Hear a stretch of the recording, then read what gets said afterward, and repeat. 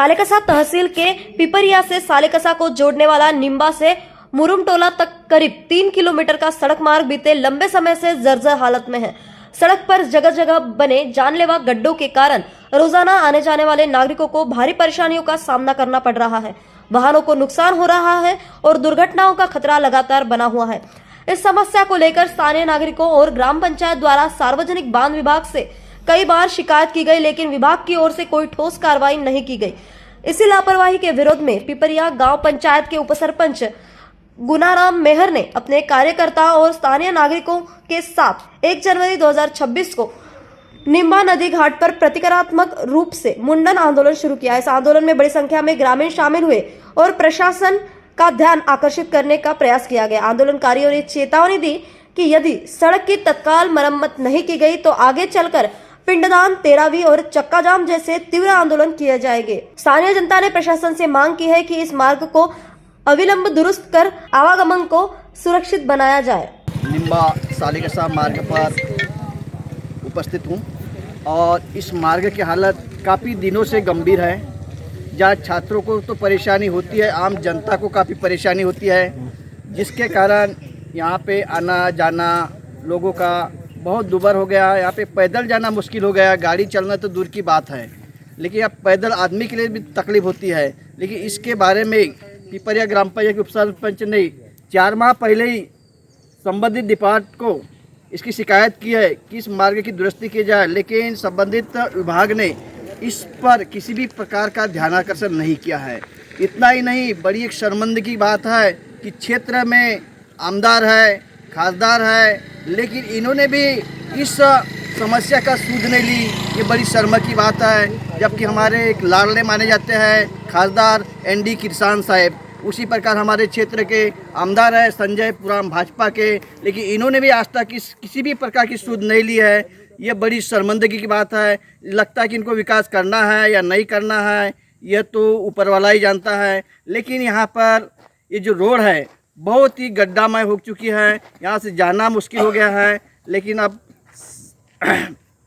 सरकार को अभी तक इसकी सूझ नहीं ली है, इसलिए इस रोड का कार्य अतिशीघ्र दुरुस्त होना चाहिए। इस मामले को लेकर यहाँ पे मुंडन कार्यक्रम आज किया गया। इसके बाद 13वीं का भी कार्यक्रम किया जाएगा यदि रोड नहीं बनती है तो, और इसके बाद ये भी नहीं हुआ तो फिर चक्का जाम आंदोलन का भी क्रम चलाया जाएगा।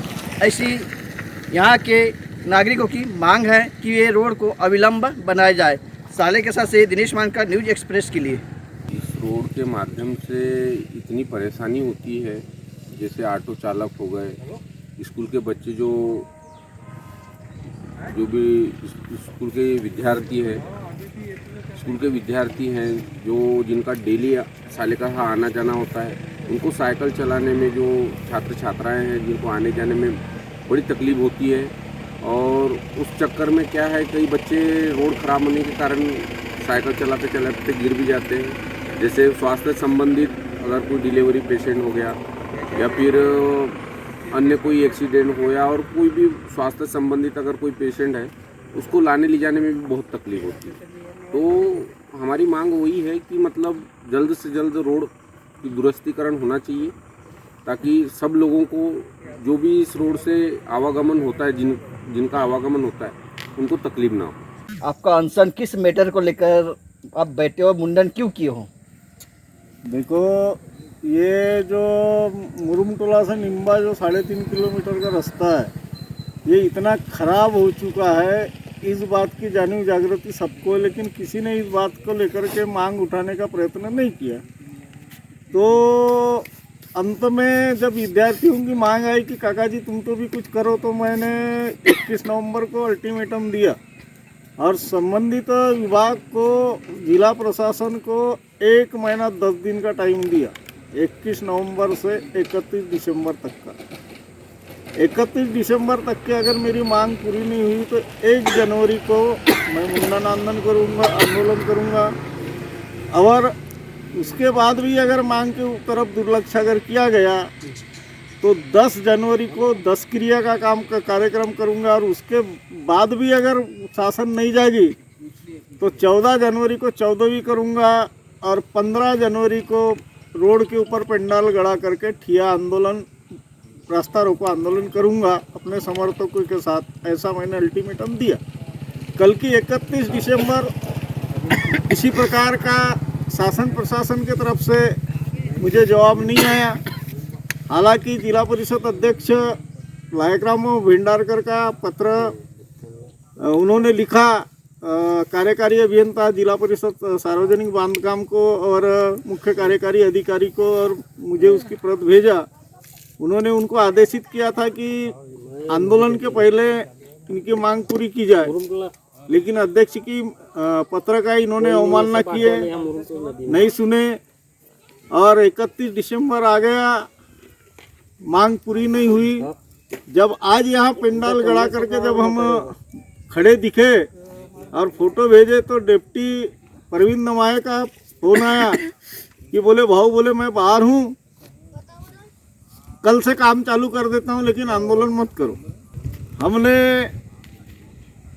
जब यहाँ पूरी तैयारी हो गई तो अचानक हम आंदोलन को कैसा रोक सकते थे? हम आंदोलन को नहीं रोकेंगे। जब तक के काम शुरू होगा नहीं तब तक के आंदोलन हमारा जारी रहेगा।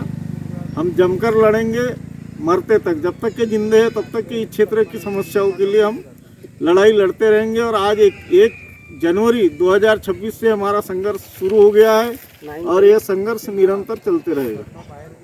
इसके बाद क्या आप तेरहवीं भी करने वाले हैं? 13वीं भी करेंगे, पिंडदान भी करेंगे। और यदि रोड की समस्या हल हो जाती तो क्या होगा? रोड हल्की हल हो जाती है तो अपना आंदोलन हम स्थगित कर देंगे। स्थगित कर सकते हैं। ये ऑटो चालक है संदीप जी, चौरागढ़े। हम इनसे बात करते हैं। बोलिए संदीप भैया। हम रोज़ यहाँ से अपना ऑटो और ई रिक्शा चलाते हैं, पर हमारे जो सवारी जो बैठते हैं उन लोगों को बहुत परेशानी होती है, क्योंकि रोड बराबर नहीं है और यह रोड चलने लायक नहीं है जिस पे आज गाड़ियाँ चल रही है। हमारा दुर्भाग्य है कि यहाँ के जनप्रतिनिधि सो रहे हैं और हम यहाँ के क्षेत्र की जनता आज आंदोलन कर रहे हैं। ये बहुत दुख की बात है। हमने जो वोट दिए थे इसके पहले यहाँ के जो प्रतिनिधि है, जनप्रतिनिधि, उनको पर उन्होंने आज तक के ये रोड रास्ते और क्षेत्र के विकास के बारे में कुछ नहीं सोच रहे हैं और सो रहे हैं। न्यूज एक्सप्रेस के लिए सालेकसा से दिनेश मानकर की खबर।